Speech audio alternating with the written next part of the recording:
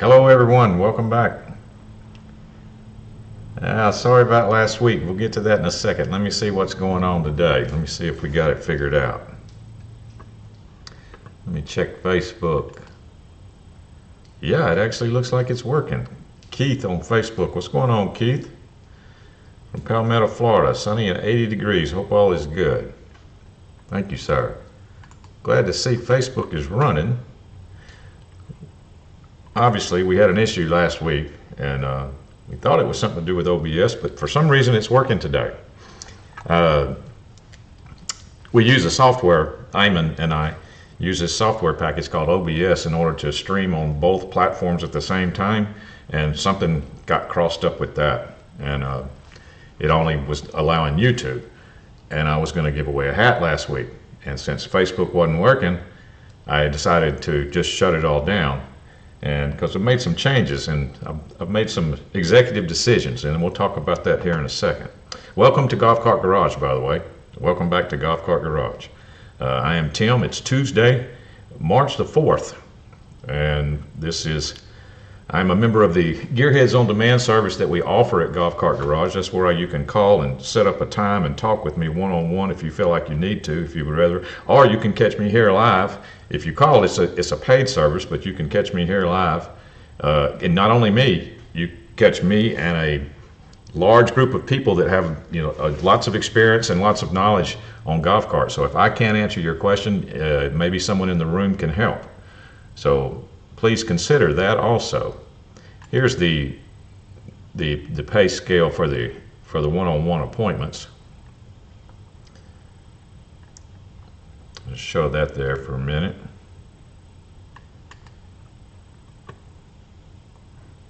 Okay, here's the social media links. If you please follow us on YouTube and Facebook. Looks like we're going to be still doing this on Facebook. As long as it continues to work like it is, we're going to keep doing it.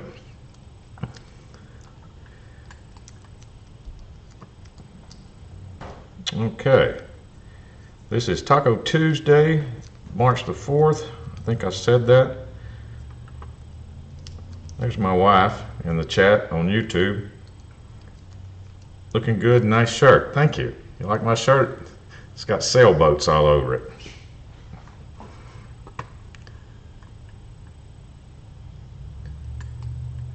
Okay, let me look over here on Facebook. David Irwin, it didn't work for me.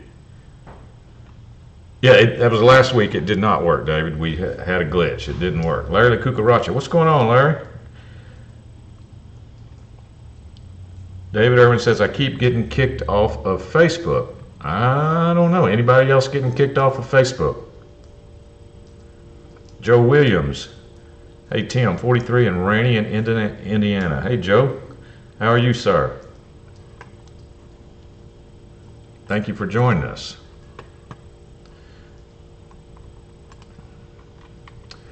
Galactic, what's going on, Daniel? David Irwin on YouTube also. Okay. Mason Grove checking in from 40 and 50 mile an hour gust. Mason, yeah, we got some stormy weather here also. Just passed through right before I went live. Stephen Miller, what happened last week's show? Yeah, we had a little glitch, Stephen. Stephen, did you get all your stuff?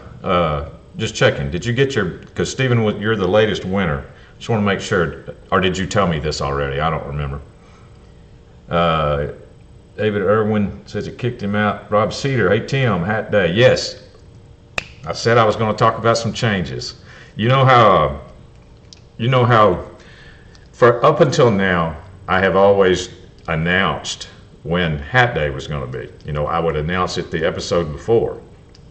I'd say, okay, next week's going to be hat day or something like that. Well, I was talking with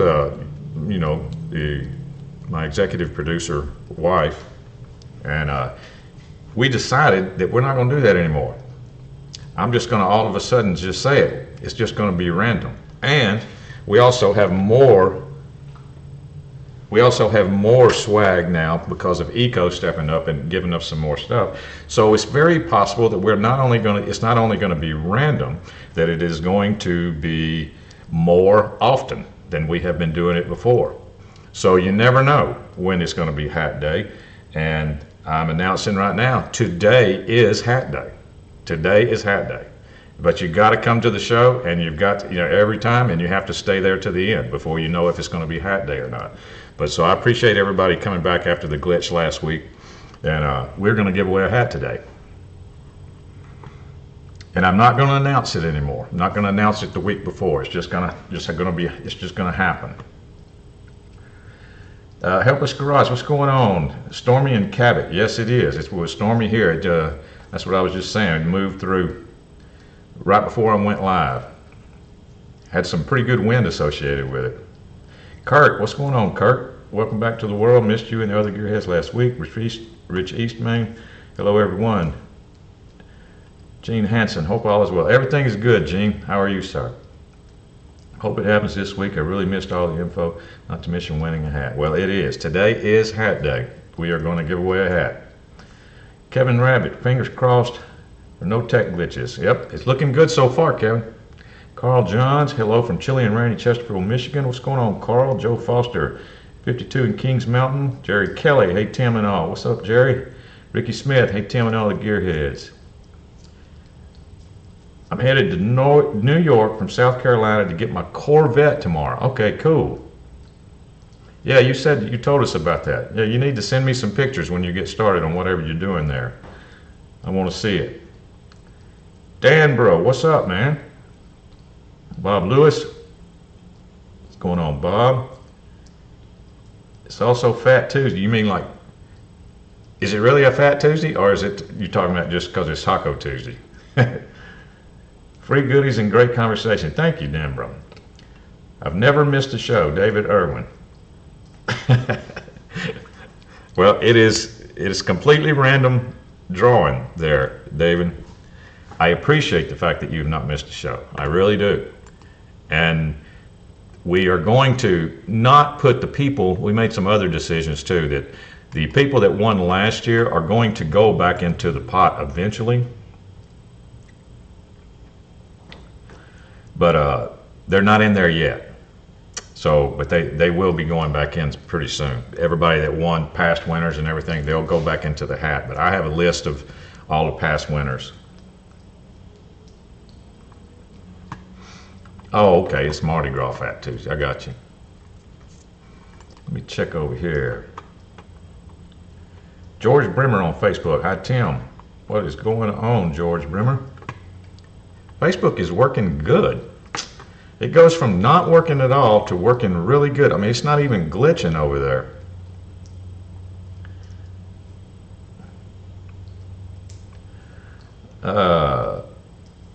Rich says it's Fat Guy Tuesday here at my house. Yeah, that's what it is at my house today. I go from Taco Tuesday to being Fat Guy Tuesday. Yeah, Fancy Donut Day. I know I'm spelling it wrong, but Pudinsky Donuts. Cool.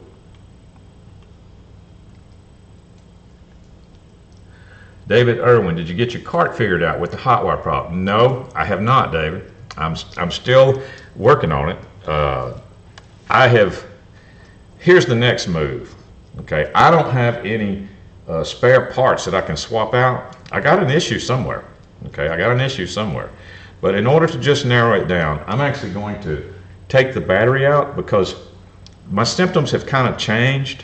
They've gone from all of a sudden losing forward, as I'm driving the cart, and I said something about the hot terminals. My A terminals got really, really hot. That has sort of changed to the point where the car's jumping and chugging and won't even drag itself out of a hole. Like if you put the back tires in a very small ditch and you try to take off from a dead stop, just like it would be in a lead acid pack if it was a bad battery. But I've got a voltmeter hooked up to it. I'm watching it. Voltage never gets below 36 on that lithium. So, and it's still doing that chugging thing. So I don't know if the BMS is not liking the setup, or if it's not the battery problem at all. It doesn't look like it's a battery problem at all according to the voltmeter. Never gets below 36 volts. And if you push it and roll it and get going, if you give it a push and get it rolling on like asphalt, it goes fast and has good power. I can tell it's got good power. It's just from a dead stop that there's something going wrong. So anyway, I'm gonna pull that battery out, put it in the race car, and see if I can duplicate the problem in the race car. And if it doesn't, then I know the battery's fine. And so I either got a controller or a motor issue. And kind of looking like leaning toward controller, because at one point it was losing forward, and that would be, most likely would be the controller. But I just wish I had some other parts for it that I could just swap out and verify, but I don't. So I've got to do it like this in order to verify what's going on, because it's kind of intermittent. The symptoms are changing almost every time I drive it. So I'm pulling the battery to completely eliminate that. Is there a direct link to your site on YouTube and Facebook? I just seem to find the show randomly. Well, if you like and subscribe, Dan Bro, you get you'll get a notification. Isn't that right, everyone? You'll get a notification that you just click on, and you'll get it 4 minutes before the show starts.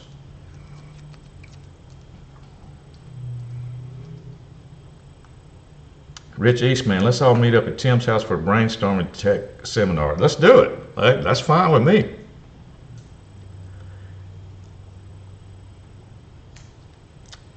Paxi, Daniel, it's Paxi Polish donuts. Ah.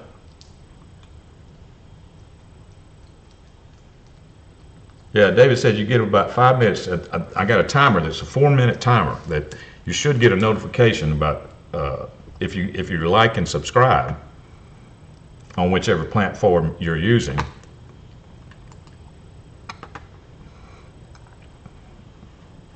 Okay, George Bremer from Windy, Florida. No lag at all on Facebook. That's what I'm seeing, Joe. Normally, I have problems with Facebook. Iman and I really didn't change anything. So I don't know what the deal is, but Facebook is rolling pretty good. Soft pillowy Polish, don't filled with jam, custard, or lemon curd, perfect for Fat Tuesday or a homemade bakery style treat. Now y'all making me want donuts. 2 notifications, one from YouTube and also for the first time. Well, maybe something was wrong with Facebook last week is why that didn't work. And then today, since then, they fixed it, and now notifications are going out. So that's good to know. Thank you, Kurt.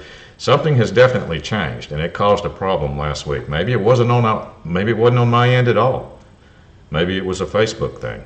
Iman and I were trying to figure that out, where the problem was, and we were thinking it was with the OBS, but maybe it's not. Maybe it was with Facebook. If you'd like to send me some pictures, here's my email address. You can send some pictures of golf cart related stuff or Corvette related stuff, whatever, Rob. Send me some pictures to 00, that's the number 0, by the way, 00 Tim Freeman at gmail.com. It's up on the screen right there. I'll show that again later because we are going to give away a hat. And we'll see who wins. And you'll have to send me an email, give me your information. David says that YouTube always notifies him, but never on Facebook. Yeah, that's what I thought, but maybe they changed something. Maybe it does now. I'm just thankful that it's working, especially since we got this storm that just rolled through. Maybe that storm cleared out all the air, and now all the airwaves are all clean. All right, let's get started before I talk too much. Question number 1. Yeah, the solenoid was definitely not clicking last week on Facebook. Facebook had a bad solenoid. I guess that's a good saying for a glitch. Let's see. Dan Bro, update week 3 cloud energy 36-volt lithium working great so far, but if you need tech help, it's China and you're doing it at 10 p.m. Okay. Steve said, yes, I got all my stuff. Thank you, Tim. All right, cool, Steve. Thank you. I'll try to remember that you got all your stuff and not ask you again. Rob says, I didn't get a notification on Facebook today. Hey, Ron. What's up? Hey, Ron. What is going on?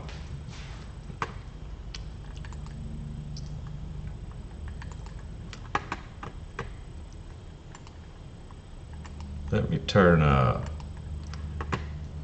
There, okay. Now I'm good. All right, question number 1.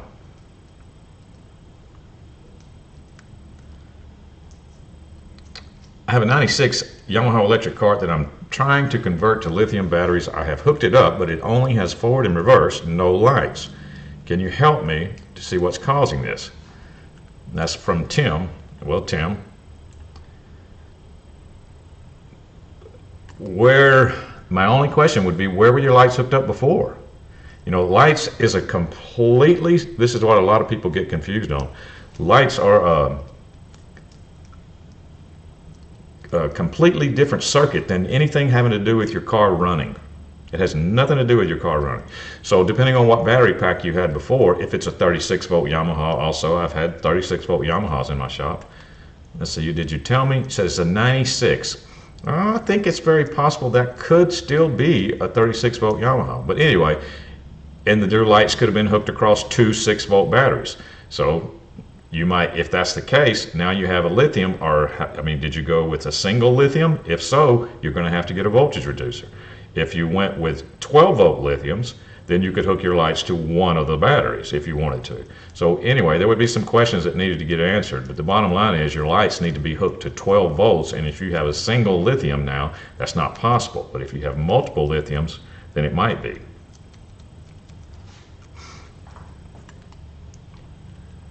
Hey Aaron, oh, you know, got my vape shop broken into by a 13-year-old kid. Been dealing with insurance and courts. Oh, okay.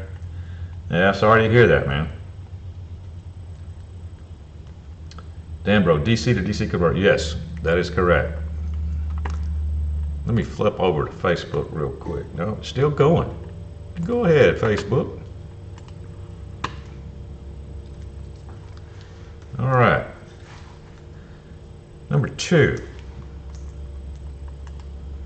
This is from Catherine with a K.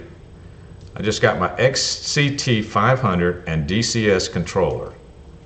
I'm trying to hook everything up. I cannot get the fuse hooked up to the main battery positive side due to the battery terminal top's linkage in the way. Can I hook the fuse up to the main negative of the battery pack? I'm also confused about which side to put the diode off the big terminals on the solenoid. All right, you got a lot of red flags there in that statement there, Catherine. As far, let's tackle the fuse question first.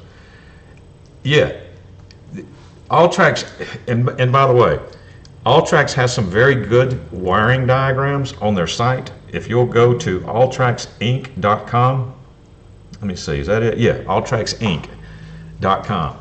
And remember, you're looking for a wiring diagram for an EasyGo DCS, so there's not going to be like a whole bunch of them, but there will be one specific one for an EasyGo DCS. And it will not only show you the location that they recommend you put that fuse, which I agree with you, it's probably either one. It's probably on the positive terminal or the negative terminal, the main negative or the main positive. Either one will probably be fine, but go to their website and check it out for an EasyGo DCS. And you said something about the diode off the big terminals of the solenoid. Well, there's not a diode off the big terminals. Now wait a minute. On a DCS, if that's the one that has that little thing with the diodes in it, is that what you're talking about? You need to look at the wire diagram and see if Alltrax even wants you to reuse that thing. It will show that on the wiring diagram.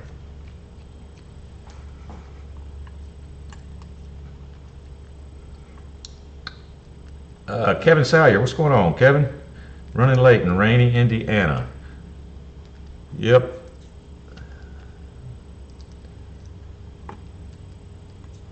Okay. Number 2. Number 3. This is from Mike F. Club Car has discontinued the installation/frame cut tool AM10757. Do you know where I might be able to obtain one of these tools?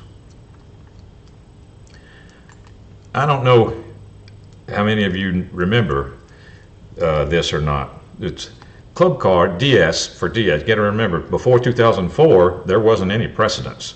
All club cars were DS, all right? And one of the lift kits that was available was what we used to call, it was a cut the frame lift. The way that, you know, most golf cars are lifted the exact same in the rear, where you put a block on top of the axle, and just depending on what size the block is how much it's raised in the rear. But the front end of golf cars, you know, the lift kits are still that to this day. It's the same. They can be different. They can be lifted in the front different ways, like spindle lift, drop axle, A-arm lift. There's lots of different ways. Well, one of the lift kits a long time ago, I don't know if they still do it anymore. It was we called it cut the frame lift, because you basically cut the front of a Club Car DS off back about a foot back from the end of the frame. You would remove all the steering geometry and everything, and you would just literally take a Sawzall and cut the frame off, and then you would install these Z brackets, which would put that and reinstall the frame onto the Z bracket, which would lower the front part of the frame and push it forward just slightly, and that's how you would get your lift in the front. Club Car had a car called a Lynx, Lynx, and it was the Lynx car came from the factory, from Club Car OEM, with this cut the frame Z bracket lift. And it was pretty good, believe it or not. It scared the heck out of a bunch of people because they couldn't even imagine cutting the front of their frame off on their Club Car. But when it was installed correctly, it's a very good lift. And the reason that it was is because it maintained all of the stock steering geometry. I mean, you literally didn't change anything, because you cut the whole front of the car off with all your steering geometry still in place. And then when you put the Z bracket back in, everything was still in place, and then there was just an extension or something for the steering column. I really don't remember, but there was no adjustments or anything. I mean, it literally kept your same settings. So you got this. If your car drove right before and you installed this lift right, it's going to drive the same. Just, you know, it's just going to be higher. Anyway, it was pretty cool. So I did a quick internet search, and I did find that it is that the frame cut tool wasn't as readily available as it used to be. But from what I can remember, what they would do is they would really just send you a template that you would put in the area of where you needed to cut the frame, and then draw lines, and then you just chop it off with a Sawzall. I mean, I don't really know if you really need a special tool to do that. But I did find one place that had it, or that says they have it, and that was golfcartpartsdirect.com. I mean, normally I don't give out other golf cart parts websites, but we don't have the frame cut tool, so that's why I don't mind doing it. It's golfcartpartsdirect.com is where I did find it. Stephen Miller says, like and subscribe to get the notification bell. Dan Bro, we spoke about a month ago, and I said that my cart would just stop at full throttle. I would let off the gas and reapply, and it would go again. It happened a couple of times, and you told me to check. I'm waiting for a second part there, Dan Bro. Okay, is Facebook still going?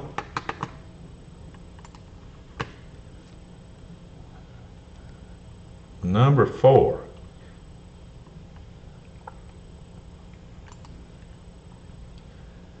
Dan Bro, I told him to check a connector under the floorboard and some module which I forgot about since. I've done a lithium battery and goes out, would fix it. Didn't, and goes out. I've done a lithium battery. Tell me what kind of car, Dan Bro? Just remind me what kind of car there. All right, number 4 is from Edward. My pack is 48 volts, and my volts at the charging receptacle is 35. Okay, so far, it sounds like you might be talking about a Club Car that has an OBC. But let me finish the question. Is this normal, and is that enough to activate the charger? My charger clicks on, but does not show any amps on the charger. All right, well, that's easy. If you hear your charger click on, or try to click on, then it's obviously enough to activate the charger, because that click that you hear is the relay in the charger. It's basically the on-off switch. That on-off switch, that relay, that on-off switch inside your charger is activated by the voltage that it sees when you plug your charger in. So if you hear it click, it's activating. Now, the fact that the charger's not coming on, it's going to be an unrelated thing, because it's trying to come on. One of the first questions I ask people, are you sure that the AC, because this is what would happen if you didn't have your charger plugged into the wall, and you plugged it into your car, it would not come on, but it would still click. You would still hear that click, but it wouldn't come on. So that your symptom could be completely duplicated 100% just by the outlet that the charger's plugged into not being hot, or a circuit breaker being tripped in your house, or the GFI interrupter on the place where you got it plugged in is tripped. It could be duplicated by the outlet not being hot, is what I'm saying. So that would be the first thing that I would have to clear up, to make sure you have AC, because I know that I know your car has enough voltage to activate the DC relay.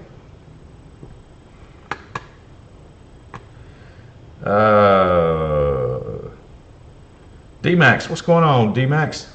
Did you get a chance to fix your car motor? I have not. I'm going to do some other stuff before I pull it, D-Max. I'm going to put that battery, I'm going to pull the battery just to get it out of the way in case I have to pull the motor, because my PDS it's got a long stack motor on it. It's a big torque motor, so it's actually longer and heavier than a regular golf cart motor, because it's a little bit longer. So the more room, the better when I have to pull that. So I'm going to pull that lithium out of there. I haven't done it yet. I've had other things going on. I'm going to put that lithium in my race car for temporarily, just to make sure that I don't have a battery issue, because my car is doing some symptoms that feels like a battery issue, but it doesn't look like it on the voltmeter. That battery is not dipping down below 36 volts, and my car's still shaking. So I'm losing power somewhere. So I'm going to kill two birds with one stone. PDS, voice recognition. It's oh, okay. So you're saying those words and it's trying to type, huh? That's pretty cool. Anyway, see, if it's going dead at full throttle, you'd let off the gas and reapply, it would go again. It happened a couple of times. You told me to check I probably told you that you could have an ITS problem if this is an E-Z-GO PDS. Because that's what would happen if your ITS was going out of range at full throttle. If it was sending an out of range signal, the car would shut down, and when you let off and reapply, it may come back again. The car may come back again. So that's probably what I told you, was that you needed to look into ITS. You could get some real inexpensive ITSs on eBay and Amazon. They're so inexpensive that it's scary, and that I've heard a lot of customers not have very good luck. But the fact that it's so cheap, it may be worth a test to make sure that that's the problem. See if your symptoms change at all with one of those real inexpensive ones, and if they do, then get a real ITS, from a reputable place like maybe Golf Cart Garage.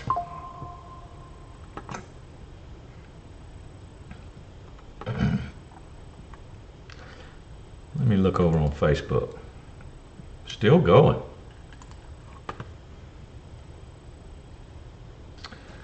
Joe says, how are the off-brand lithium batteries doing? That's what we were talking about. I was telling D-Max I got one of his, and I'm doing a little testing to see how it's doing, but I gotta fix the issues with my cart, all the issues with my cart first.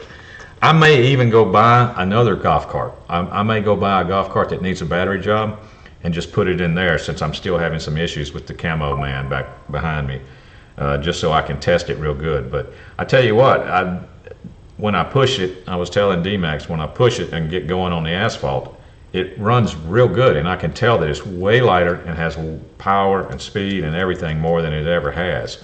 But don't have any good data yet. But I'm testing it. If it turns out to be a good product, we'll start selling them. But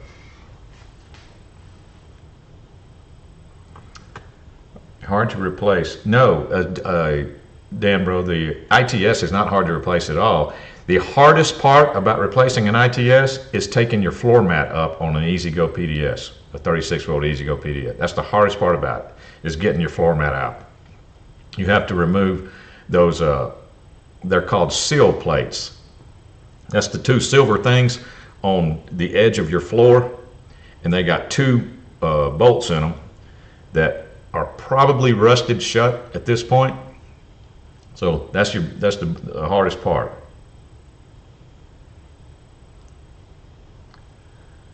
Body painted, rewire all the 4 gauge to 2 to double alt gauge and installed rock lights, light bar, radio, etc. I made my own fuse relay panel, AA run. Did you send me any pictures before AA run? Send me some pictures. Did you see do you know my email address? Because that's something that definitely something that, there's my email address. That's the number 00timfreeman@gmail. I'll leave that up there so you can write it down if you don't have it already. Oh, you got it? Okay, cool. Send me some pictures of that if you have something of your project that you did there.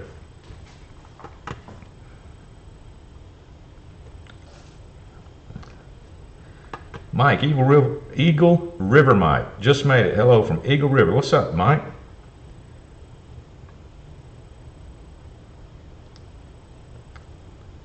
I got you, Eagle River. Where is that? What state is that, Mike? Number 4. Yeah. I think I already answered that. But on a club car with an OBC, if you read it at the charging receptacle, it does not read full battery pack voltage because something goes on in the onboard computer that causes it to read a little bit less. But like I said, if your charger is clicking, then it has enough power to turn your charger on. Wisconsin, Eagle River, Wisconsin. All right, cool. Number 5 is from Gary H.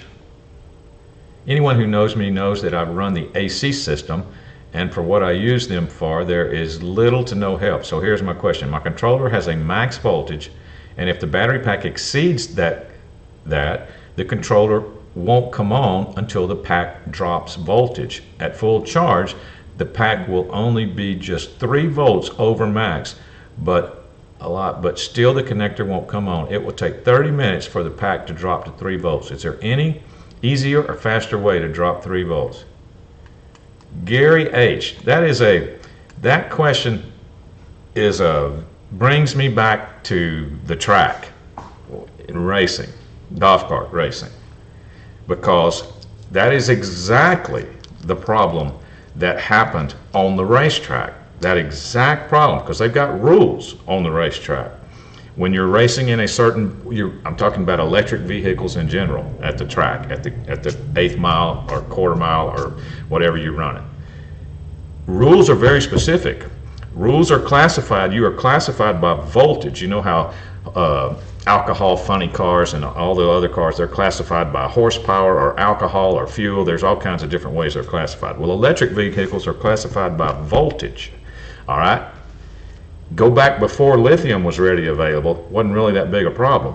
36 volt pack, real close to 36 volts, maybe 38 volt, fully charged. Lithium comes out. You were able to charge lithium up to a higher voltage, a little bit higher voltage, that may put you out of acceptable range for that voltage class. What the guys had to do, they had to get innovative. Obviously they want their car fully charged. They want it as close to the highest voltage that they could possibly get it at before they run, without going over. Because at one point, a tech guy is going to check your total resting voltage, and if you're out of range, then you're either not going to qualify for that classification, and they're going to bump you up to the next classification where you might be racing against 48 volt cars if your car's at 36, or you might be racing against 72 volt cars if your setup is 48. So they had to get innovative and come up with some type of load that they could put on their battery pack to drop those 3 volts, very quickly. They needed to drop those volts quickly because they needed to get up to the staging line. They needed to get checked by tech, and they knew that they didn't want to be over. So I've seen people use light bulbs, like really powerful light bulbs they rigged up in their shop to hook to their battery pack just to drop those 3 volts real quick. Some DC obviously operated light bulbs. Anything that you can come up with that would put a load. If you had some type of DC heater, that would do it the fastest, because any type of heater will drop that voltage the quickest. Anything with a heating element in it will put a big load on there. So that's it's funny that you asked that question, because that's something that goes on at the racetrack almost every day now with lithium is what caused that, because lithium can be charged up a little bit higher than a lead acid pack can. Rich Eastman, my '06 Club Car President is still working great with 4 12-volt lithiums. All right, cool. They have been in almost a year and currently are $189 each. Rich, what kind of lithiums are they? Tell us the brand, because we like to keep track of that stuff, as you know. Aaron, I replaced the lead acid with a single large 48, so I pulled the panel that hold the OBC to slide it in long ways front to back. Or the Cloud Energy from Amazon, and I've had 0 issues. Okay, cool. That's the kind of stuff we want to hear. We want to hear some feedback like that.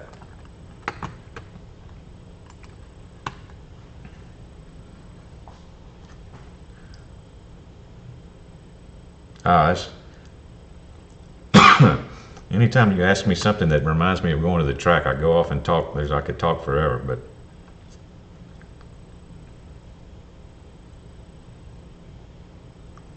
change control. Okay, what was number 5?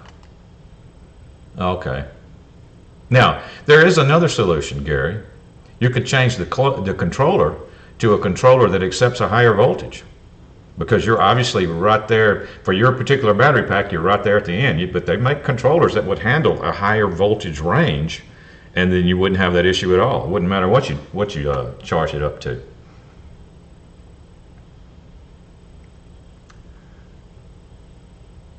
You're running an all-tracks controller that completely bypassed the OBC. Okay, cool. Time USB, but they specifically say not for golf carts. Oh, okay.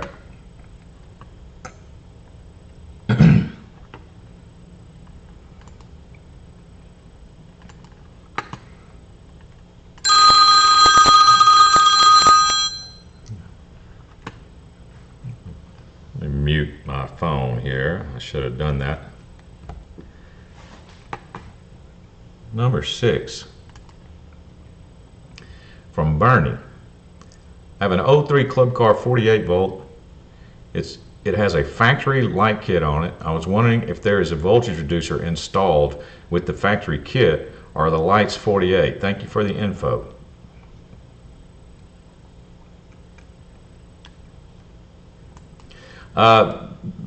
Bernie, believe it or not, there is a such thing as 48 volt lights. There is, but they don't use them on golf carts. I never really understood that, because I had one in my shop that you could hook to a whole 48 volt pack and it would work and not blow out. But everything that is actually designed for golf carts that I know of is all going to be a 12 volt system. Now, some of the LEDs that we have now, they have a little bit wider range that they can accept before they'll blow. But in general, just think of all golf cart lights as being a 12 volt system. So in other words, your golf cart most likely does have a voltage reducer on it somewhere. Mr. D, good afternoon, y'all. Anyone ever worked on an ACG cart? I have not. Anyone in the room knows anything about ACG? Rich Eastman says they each have a 100 amp BMS, but I can pull 120 for a second under acceleration without issue. Usually that's the case. I understand, Rich. You know, they can handle a spike, you know, for a short period of time. So that confuses a lot of people too.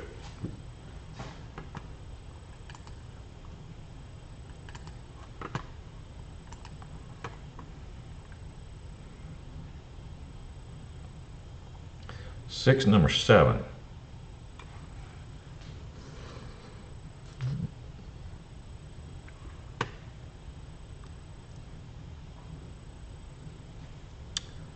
Okay, let me just look. I'm just looking, make sure I'm not missing anything here.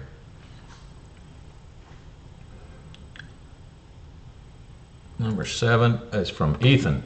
I have a 2002 Club Car DS48 with new Trojans. I've only charged them 8 to 10 times. The top voltage so far is 51.3 volts. How much voltage should I expect when the batteries take a full charge? I read that some are getting 60 volts at full charge. Will this give me more runtime? Ethan.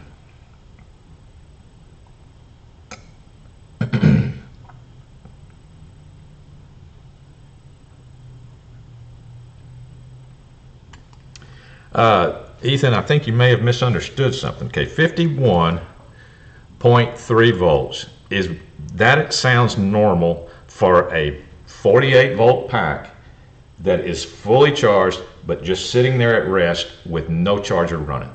Like, in other words, it got a full charge, the charger got unplugged, you came back and checked the voltage on the battery pack approximately like 12 hours later or something. 51.3, that sounds normal for a 48 volt pack. Now, the 60 volt thing that you're talking about at full charge, that is with the charger running. Like, if the charger is plugged into the car and you started checking the voltage while the charger is running, that 48 volt pack could get up to 60 volts or more before the charger shuts off. As soon as the charger shuts off, that 60 volts it's going to plummet really, really quick, down to 51.3 or whatever you're seeing there. So don't let that confuse you. You're not going to have 60 volts resting voltage on a 48 volt pack. You're going to have about there's a difference between resting voltage and on charge voltage, is my point. Mr. D says that ACG cart is a club car frame with an RXV electric braking system. I see.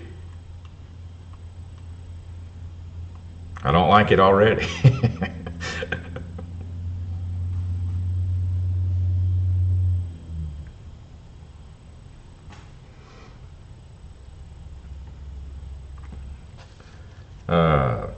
Number 8. This is from Julian. I have a Club Car DS97 with the factory lift.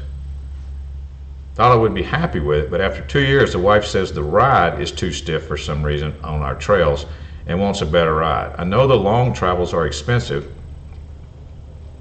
but is it worth to keep everyone happy? Would I have any issues doing this? Any concerns, recommendations? Looking to put the long travel kit on the front and back. I've said this before, and what I usually say about this is that I've never heard anyone complain about spending more money for their lift kit.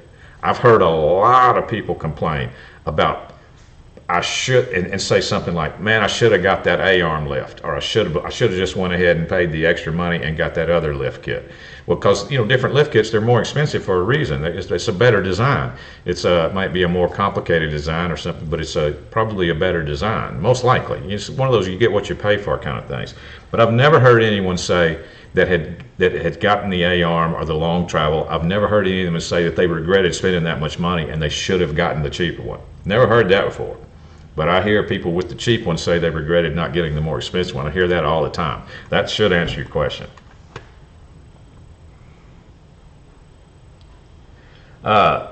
D-Max, honestly, if it's a battery pack is really new, it could take up to 12 hours. 1 hour is probably not going to be enough for it to get down to the voltage. I have read 12 hours before somewhere. I don't remember exactly where that was, but it's quite a while before you get a real accurate reading.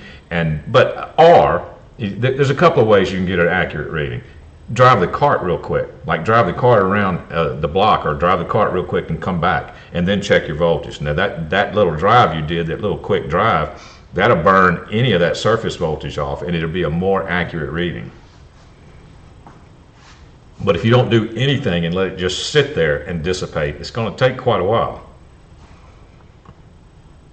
Mr. D, oh yeah, that's what I was going to say, Mr. D, about that lift kit question. There's a couple of things you can do, and one of the things is to stay, or try to stay, with regular size rims and just increase the height of the tire. Like, in other words, I've said this before, this may seem like an odd combination, but it sure does ride smooth. If you're having a problem with your lifted cart being rough on the trails or something like that, 8-inch rims with a 22-inch tire, tell you what, it's pretty smooth.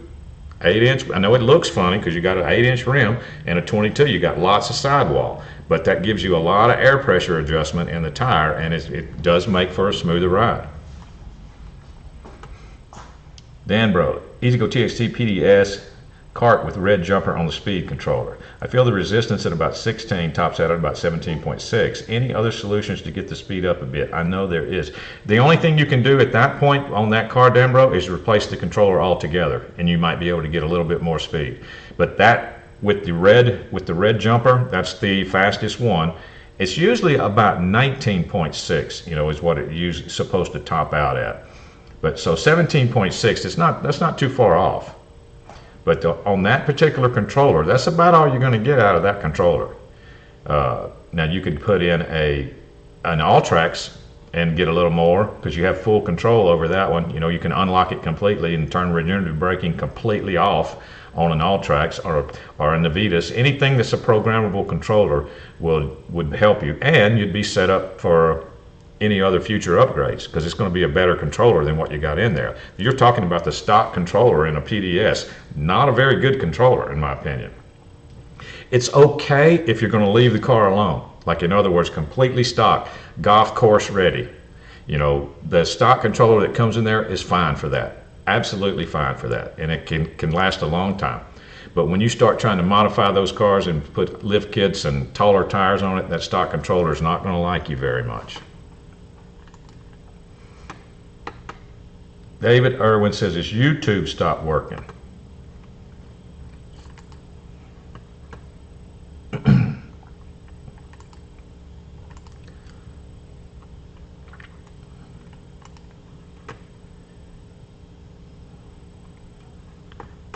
Where was I at? Oh, number 9. Oh, by the way, we are giving away a hat today, guys. I know I mentioned it earlier. I don't know. There's been some people that came in later that might not realize that. So you got to stick around. We are going to give away a hat today.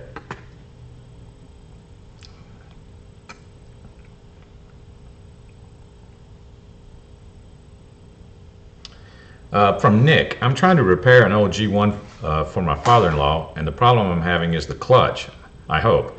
When I step on the gas, the engine runs and spins the clutch, but the clutch isn't creating the force it needs to clamp onto the belt to drive the cart. It just spins forever and nothing happens. I took the outer clutch off to check the spring to see if there was any gunk inside the parts, and everything came out clean. Just wondering what I have to do to get this bad boy up and running again. Okay.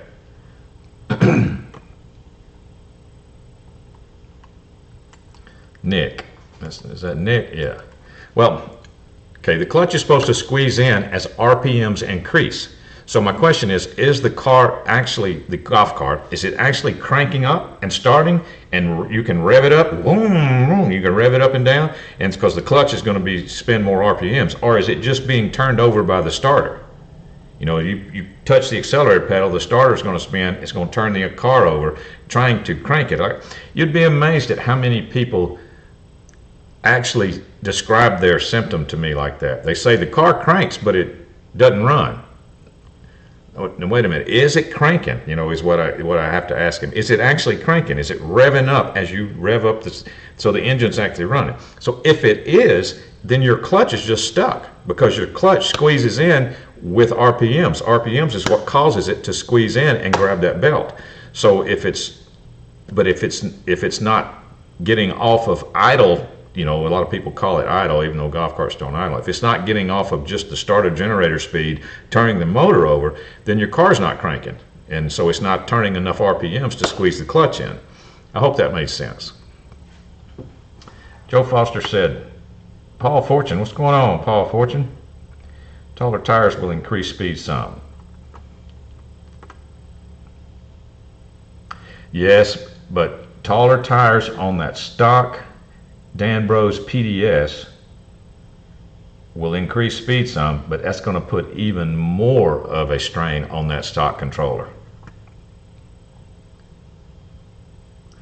Mr. D says, I always jack the rear end up when testing clutch issues. Yep, that is true. Either that or learn how to crank your car in neutral, because a lot of golf cars you can crank them in neutral.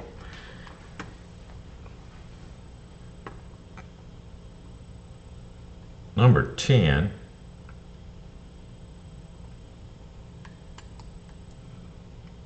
From Jensen, just purchased a 1998 E-Z-GO gas golf cart. We lifted the rear end up on blocks, and only the driver's side rear tire spun. The right rear didn't move. Is this normal? Jensen. Yes. Yeah, you think that's weird? Jack the rear end up on blocks and make the tire, make the right rear turn, and then have somebody hold the right rear and stop it. I bet your left rear start turning. That's just how a golf cart open rear end works. And if sometimes they'll both turn on jack stands, but usually it's just one or the other. But the weird part that freaks people out is that you can actually stop one of the tires and the other one will turn. And you go to the other side and stop that one and the other one will turn. So it's kind of weird. Ricky Smith says all he can get out of his with the red plug is 19. Yeah, I think they, back in the day, they used to advertise like 19.6 or something like that. So that's about all you're going to get out of that controller.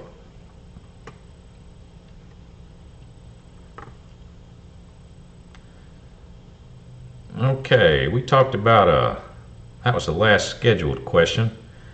We're going to roll the dice here and pick a winner here as soon as my assistant lets me know. She's she's in charge of the wheel and the random drawing thing, and so let me go ahead and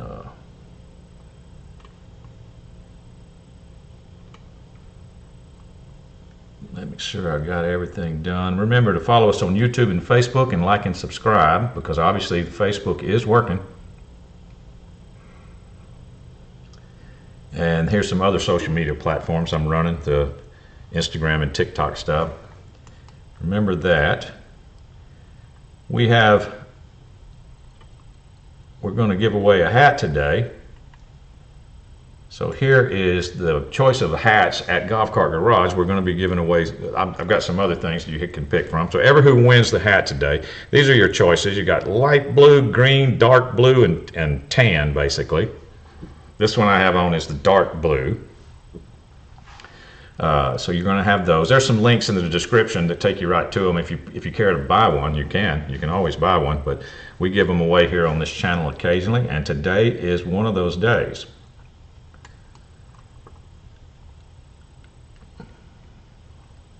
All right.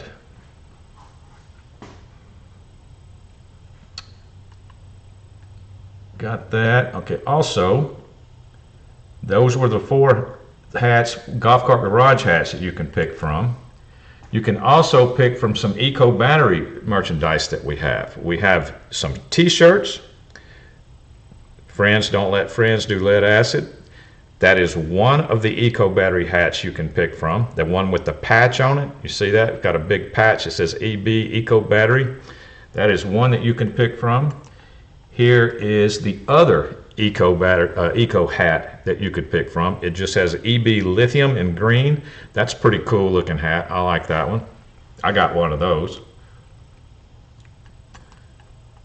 And here is the front side of the shirt with the same hat, with the one with the patch. So there's 2 Eco Battery hats, one with the patch and one with the green. That's the 2 Eco Battery hats. Or you can get a t-shirt. And I have one of the t-shirts, by the way, and they kind of run small. So if you think you're a large, you better get an extra large if you want one of those. All right. So, all right, I was just announced the winner has been sent to my phone. Let me make sure that they're still in the room.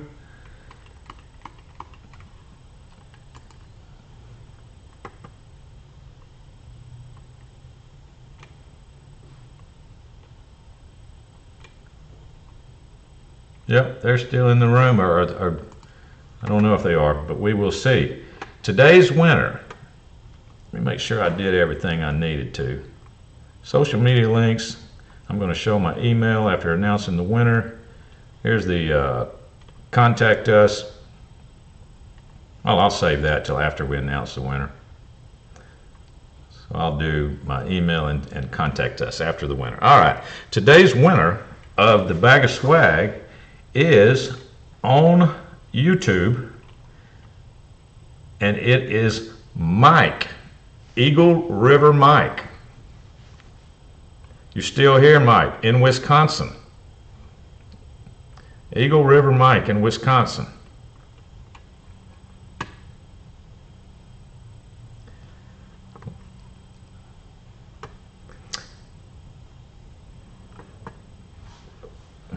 No, I don't have any. I don't have any. Let's see pictures, Joe. Eagle River Mike is in the room. Wahoo! Congrats, Mike. Congrats, Mike.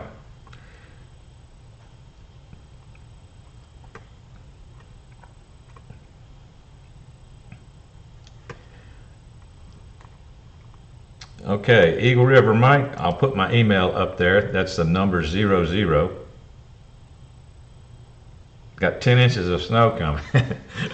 There's my email up there. So if you would, just send me an email with your address, and if you're confused about anything that you want to pick from, I can call you and talk to you about it. But if you want to just go back and watch this, this will be recorded. You can go back and watch it and see everything you have to pick from. I don't have to call you, but I'll be glad to.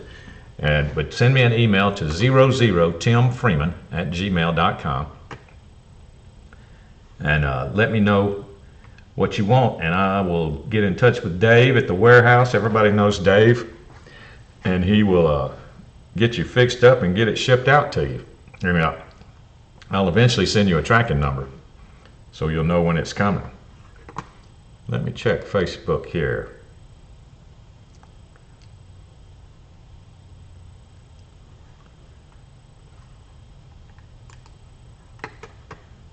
Yep, we're still going. All right. Wonder what happens if I leave that up while I try to open something else. If you'd like to contact us at Golf Cart, okay, yeah, it still works. Here's the number. You can contact us at support@golfcartgarage.com, or you can contact me directly with that email address up top. And there's the phone number for Golf Cart Garage if you have any suggestions or anything too. Grazi is the better of the two for sure, Ron. Grazi is a strong rear end on a golf cart. It will take a lot of voltage and a lot of horsepower before it breaks. All right, that was good. Let's see about this coupon.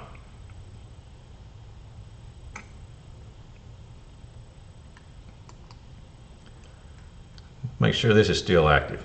Go to golfcartgarage.com, and at checkout you can use this coupon code to get 5% off any parts you order. If you use coupon code TIM29, TIM29, this code is good till March the 15th, 2025. 5% off any parts you order.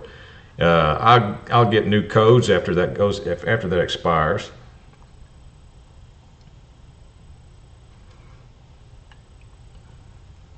But that code is good till March what was it? Till March the 15th. Okay, cool. So that's good for quite a while longer. All right. Aaron says, glad I looked last night. I'm thinking of getting high-speed gears for it. I have plenty of torque. Yep, that's what you do first, Aaron. Make sure you have torque. If you've got torque, if you've got plenty of torque, then you can pull high-speed. You can pull higher gears. You got to get your torque right first, just like you got to get your guts right before you get your pretty right. You got to get your torque right.